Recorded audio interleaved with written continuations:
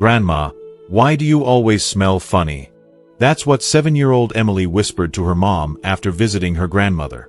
She wasn't being rude. She was just being honest, the way children are. But that one innocent question absolutely shattered 72-year-old Carol's heart. Her whole life, she had been a tidy woman. A clean house, clean clothes, and a daily bath. But somehow, her own granddaughter didn't want to hug her anymore. She noticed it. The way Emily would sit at the far end of the couch, or hold her breath during kisses. That night, Carol lay in bed, blinking back tears. Is it true? Do I smell old? This is the silent nightmare that almost no one talks about. A heartbreaking secret that an estimated 99% of people over 60 don't even realize about themselves. But their children, their grandchildren, and even strangers notice immediately. But what if I told you that this has nothing to do with hygiene? As a doctor, I'm here to tell you something most medical professionals won't say out loud. Yes, there is a distinct body odor that comes with aging. And no, it is not your fault. This isn't about being lazy or unclean. I've seen this in thousands of my patients. It's about biology, plain and simple. As our bodies age, our chemistry changes. But here is the good news, the reason I am making this video. It is completely fixable. You don't need fancy sprays or expensive lotions. In this video, I will walk you through the simple, gentle, and respectful steps to fix this problem at its source. I'm Dr. Henry Thompson. I'm 77 years old myself, and I've spent over 50 years working with older adults across this country. My advice doesn't come from textbooks. It comes from listening to thousands of real stories, just like Carol's. So please, stay with me until the end. Because what I'm about to share isn't just about smelling better. It's about getting those warm hugs back and feeling close to the people you love, without fear or shame. Before we dive in, I truly want to know how many of us have faced this. If what I just shared feels familiar, please comment a simple yes below. It shows me you understand, and it shows others they are not alone. Okay, let's get started. Alright. Let's start by pulling back the curtain on this uncomfortable topic. Let's talk about the science, but in a way that makes sense. A way that helps you understand what's happening inside your own body. So many of my patients, when they first come to me with this worry, often start by asking, "Doctor, am I just imagining things? Or do I really smell different now?" Let me be perfectly clear. You are not imagining it. But you are also not to blame. This isn't about poor hygiene or letting yourself go. This is about biology. It's as natural as your hair turning gray or your eyesight changing. As we grow older, our bodies undergo changes we can't always see, but that others can sometimes smell. And if no one has told you this before, it's not because they don't care. It's because this topic is awkward, even a little taboo. But today, we're going to talk about it with clarity, with respect, and with one single goal in mind: restoring your confidence. Let's break down the 3 biggest biological reasons behind that scent we often associate with aging. First, and this might surprise you, you sweat less. But that's actually a problem. Now, I know what you're thinking. Less sweating sounds like a good thing, right? After all, who wants to feel sticky or drenched in the summer heat? But here's the catch. Sweat isn't just about cooling you down. Think of it as your body's natural housekeeping service. When you were younger, your body was a powerhouse, producing roughly a quart of sweat each day. This constant, gentle flushing process was incredibly efficient. It pushed out toxins, dirt, and metabolic waste right through your skin, keeping your body's internal environment clean. But here's the core reason why this changes as we age. After 60, our sweat glands, like many other systems in the body, begin to slow down. They become less active, and their output drops drastically. For some of my patients, it's less than half of what it used to be. Less sweat means fewer toxins leaving your body through the skin. So, where do those toxins go? The unfortunate answer is, they don't really go anywhere. They build up. They settle on the surface of your skin, and they become a food source for the microscopic bacteria that live there. As these bacteria feed on these trapped oils and toxins, they produce byproducts. And it's those byproducts that create that faint, musty, sometimes sour odor that many younger people notice, but rarely mention. Have you ever felt like your skin just doesn't feel as fresh as it used to, even right after a shower? This is a classic, relatable symptom. It's not in your head. It's a direct result of this reduced housekeeping service. The scientific proof for this is well established in dermatology and gerontology. Studies published in journals like the Journal of Investigative Dermatology have documented the structural changes in sweat glands as we age, confirming their decreased function. I had a patient once, a wonderful gentleman named Frank. He was a retired mailman, always active. He told me, "Doc, I used to sweat just walking to the mailbox. Now, I can work in the garden for an hour and barely break a sweat." He was proud of it. But his wife had confided in me that he had developed a persistent, heavy scent that clung to his favorite armchair. It was this lack of sweating, this internal buildup, that was the root cause. This is the first piece of the puzzle. We'll talk about how to gently restart this natural flushing process in a little bit. Second, your skin's oil changes and produces a hidden chemical. This one is often the biggest shock to my patients. After the age of 50 or so, your skin begins to produce a very specific fatty compound. It's called 2-nonenal. You can just think of it as nonenal. Now, this compound is virtually undetectable in younger people. But in older adults, it accumulates in the natural oil, or sebum, that your skin produces to keep itself moisturized. It's particularly concentrated in areas with more oil glands, like your neck, your back, and your chest. And here's the kicker. This chemical, 2-nonenal, has a distinct odor all its own. Scientists have described it as a little grassy, a little greasy, maybe even a bit like old books. It's a very unique scent signature. And here's why it's so frustrating. No amount of perfume or cologne can truly cover it up. In fact, trying to mask it often makes it worse. It's like spraying air freshener in a musty room. You don't eliminate the mustiness. You just create a confusing, unpleasant combination of smells. I remember a patient, a lovely lady named Susan, who came to see me. She was 68 and had spent a small fortune on expensive French perfumes. She told me, her voice full of sadness, "I just don't understand. I put on my favorite scent, and an hour later, I feel like I smell stale. My daughter says it's my perfume, but it's the same one I've worn for 30 years. The core reason for her struggle was the interaction between the alcohol in her perfume and the nonenal on her skin. It was creating a new, less pleasant scent. The discovery of 2-nonenal isn't just a theory. It's proven science. Japanese researchers first identified it back in 2001, in a landmark study that analyzed body odor from subjects of all ages.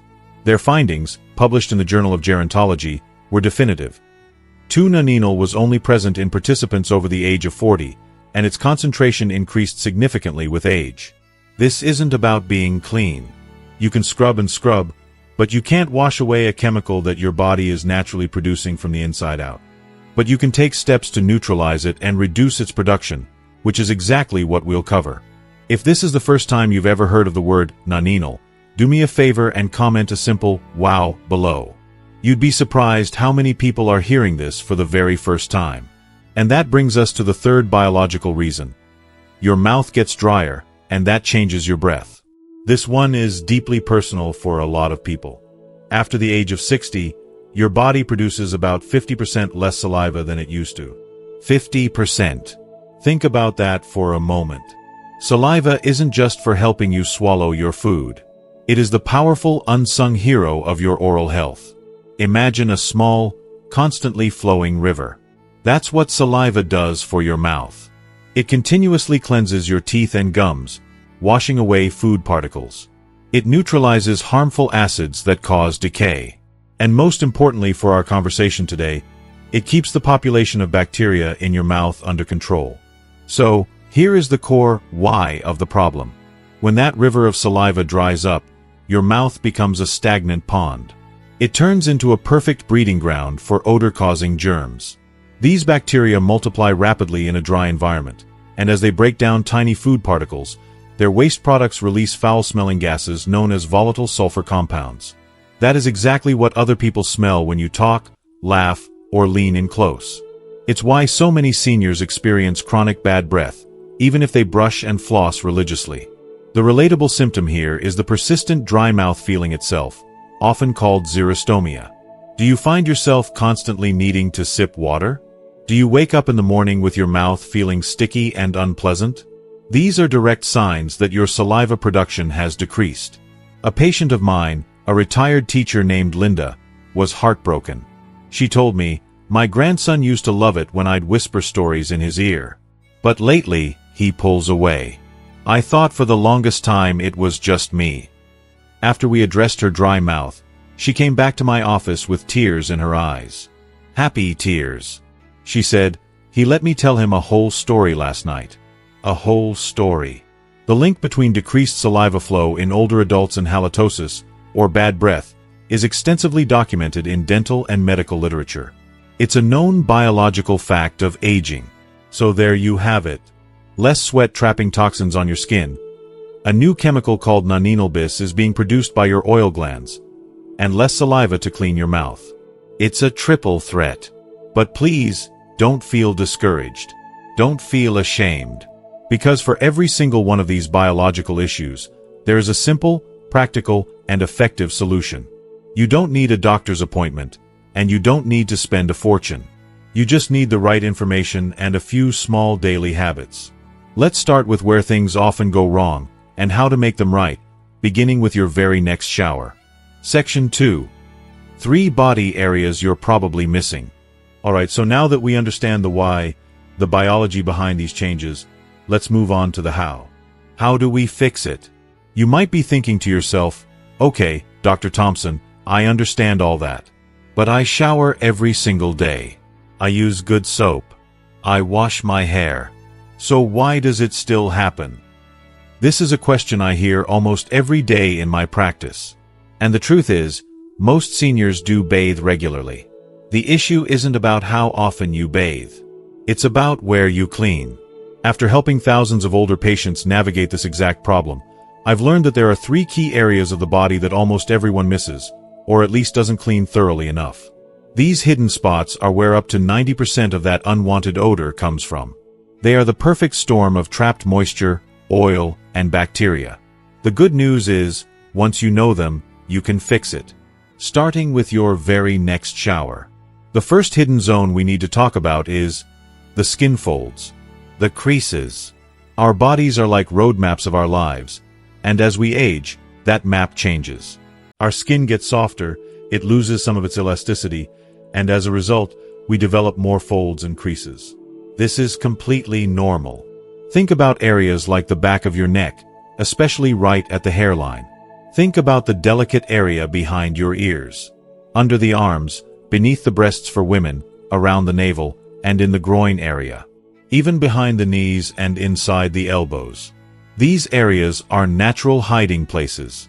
They trap sweat, oil, dead skin cells, and bacteria. And because they're often harder to reach and see, they are frequently just glossed over during a quick shower.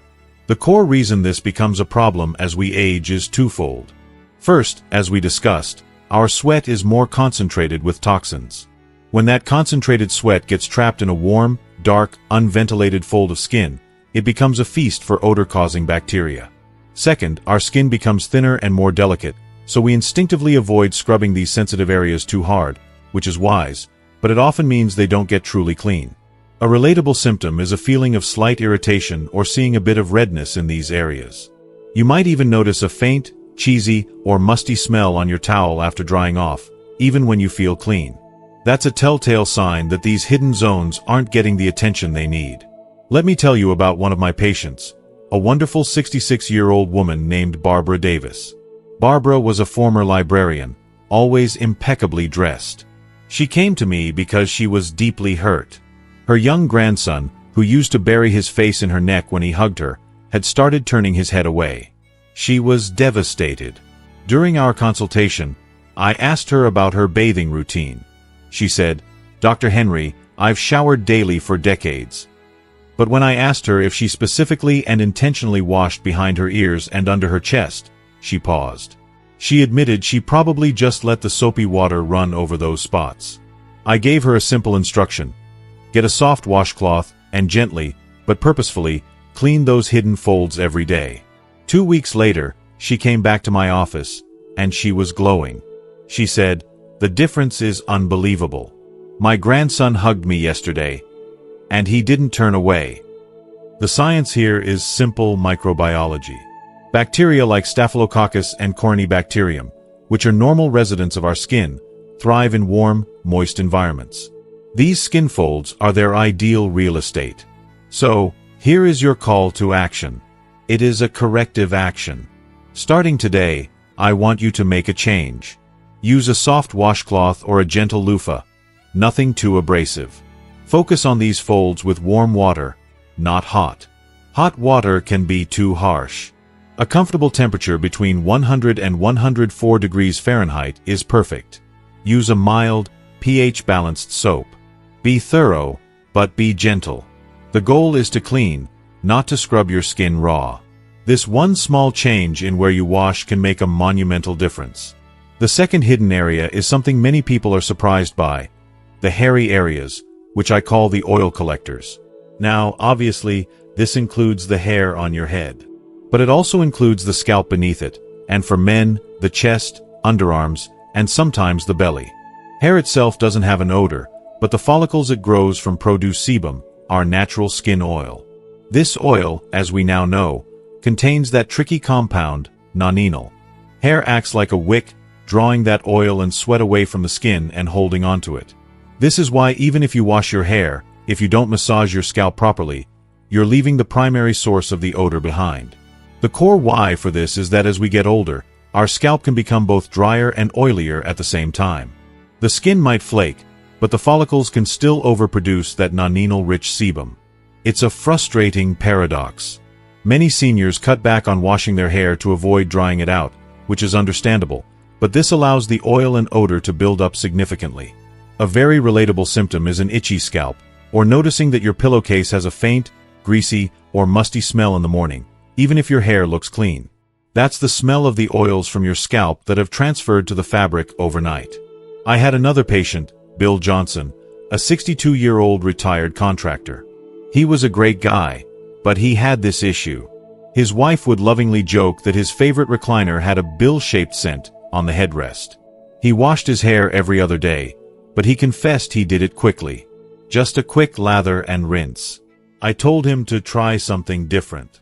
When you shampoo, I said, use the pads of your fingertips, not your nails, to gently but firmly massage your entire scalp for at least 30 seconds. Really work the lather down to the skin.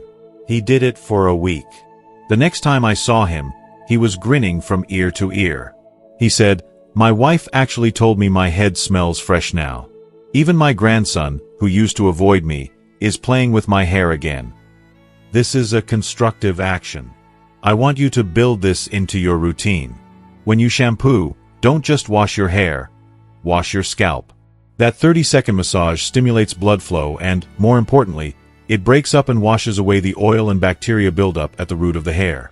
For chest or underarm hair, make sure you lather fully, getting the soap right down to the skin, rinse well, and dry thoroughly afterward. Don't let these oil collectors become odor reservoirs. The third and final hidden zone is what I call the sweaty zones. Your feet, your toes, and even your palms. These areas are packed with sweat glands. Your feet alone have about 250,000 of them. And when they aren't cleaned properly, they become bacterial playgrounds. The feet, in particular, are often trapped inside socks and shoes all day. This creates a warm, dark, moist environment, the perfect incubator for odor. The core reason this gets worse with age is often related to mobility and circulation. It can simply be harder to bend down and thoroughly wash and dry your feet. Poor circulation can also mean your feet don't heal as quickly and are more susceptible to minor fungal infections, like athlete's foot, which contribute significantly to odor. The symptom is, of course, foot odor. But it's more than that. It's the reluctance to take your shoes off when you visit someone's home. It's the subtle way family members might keep a distance when you put your feet up. It's a constant source of quiet embarrassment. Let me share a story about David Smith, a 68-year-old grandfather. He was a wonderful man, but his feet smelled so badly that his daughter-in-law would always crack a window open in the living room, even in winter. He felt ashamed.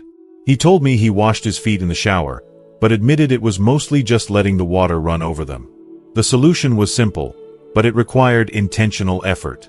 I told him to take a moment every day to sit on a shower stool, if needed, and scrub his feet, especially between each and every toe, and then to dry them completely. I mean, bone dry. This is the most important part. You must dry them completely, especially between the toes, before putting on socks. Damp skin grows bacteria fast. I also advised him to rotate his shoes, never wearing the same pair 2 days in a row, giving them 24 hours to air out completely.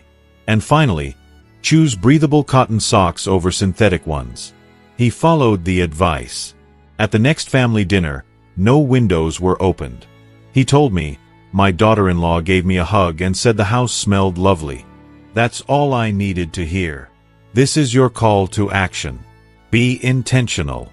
Scrub your feet and between your toes. Dry them completely. Rotate your shoes. Choose cotton socks. These simple, practical steps will eliminate the problem at its source. Just by adding this focused scrubbing routine for these 3 hidden zones, the folds, the hair, the feet, you will see a major difference, fast. But we're not done. Next, I'll share how a few simple lifestyle habits can help eliminate that smell from the inside out, and bring your family even closer. Section 3. 3 simple daily habits. Okay, now that you know where the smell comes from and what to wash, let's talk about the small, everyday habits that help fix this problem from the inside out. Because here is the beautiful truth. You do not need expensive lotions or sprays. You do not need to scrub yourself raw. What you really need is consistency. A few simple habits that support your body's natural cleaning systems. These 3 habits I'm about to share take less than 30 minutes out of your day, but they can fundamentally change how you smell, how your skin feels, and how people respond to you. The first daily habit is this: drink warm water, especially first thing in the morning. You've probably heard the advice to drink more water your entire life. But here's why warm water, specifically, makes a significant difference for older adults. Think of your body in the morning. After a long night's sleep, it's naturally dehydrated, and the toxins we've talked about have had hours to sit and accumulate. Cold water can be a bit of a shock to the system first thing in the morning. But warm water, consumed on an empty stomach, acts like a gentle internal shower. It gently flushes out those built-up toxins through your kidneys and bladder, eliminating them through urine before they have a chance to sit in your body, build up on your skin, or feed odor-causing bacteria. It kickstarts your metabolism and gets your internal housekeeping systems working right away. The core reason this is so crucial as we age is that our kidney function can become less efficient over time. Giving your kidneys a gentle, warm flush in the morning helps them do their job more effectively, easing the burden on your skin to eliminate waste. It's about rerouting the trash to the proper disposal system. A relatable symptom of not being properly hydrated is often mistaken for something else. That feeling of morning grogginess, a slight headache, or skin that feels dry and tight. We often blame it on a poor night's sleep. But more often than not, it's simply dehydration. I had a patient, Eleanor Vance, a bright 72-year-old woman, who told me she used to start every single day with a strong cup of coffee. She complained of feeling sluggish and said her granddaughter had commented that she smelled a little stuffy. I suggested a simple change. I told her, before you have your coffee, just start with 1 warm glass of water. Just 1. She was skeptical, but she tried it. Within 2 weeks, she reported that not only did her skin feel better and less dry, but her granddaughter had given her a hug and said, "Grandma, you smell fresh today."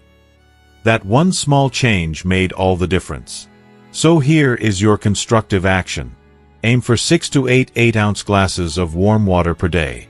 And here's an easy schedule to follow. 1 glass right when you wake up. 1 before lunch. 1 mid-afternoon. 1 before dinner. 1 after dinner.